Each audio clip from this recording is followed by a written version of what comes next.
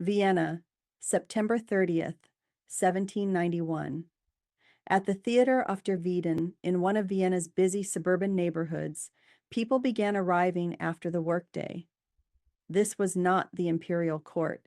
It was a popular theater, drawing shopkeepers, artisans, young couples, families, and children. The evening's entertainment looked at first like a fairy tale. There was a prince on a quest, a magic flute with the power to transform danger into harmony, a comic bird catcher named Papageno, dressed in feathers looking for food, wine, and a wife instead of spiritual perfection. There was also a sorceress of overwhelming force, the Queen of the Night, whose music would become some of the most famous ever written for the human voice. On the surface, the magic flute had everything a popular audience wanted: spectacle, humor, romance, action, music, and a happy ending.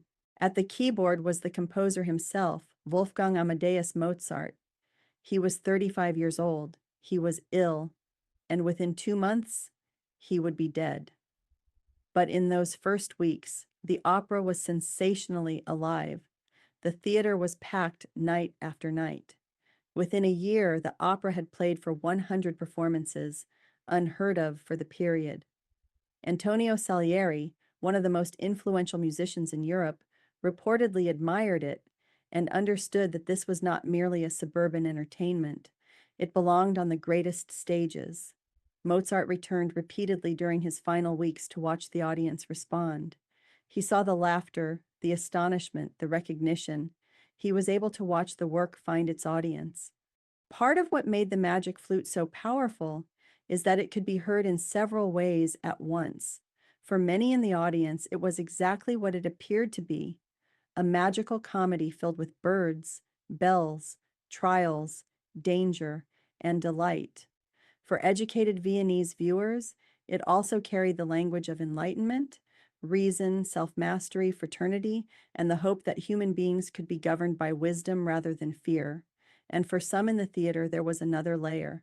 A few would have recognized the pattern of initiation: darkness and testing, silence and discipline, the passage from confusion into understanding. These were Masonic tropes hiding in the deepest parts of the opera's themes. The magic flute turned ritual, philosophy, popular comedy, and music into a shared public experience.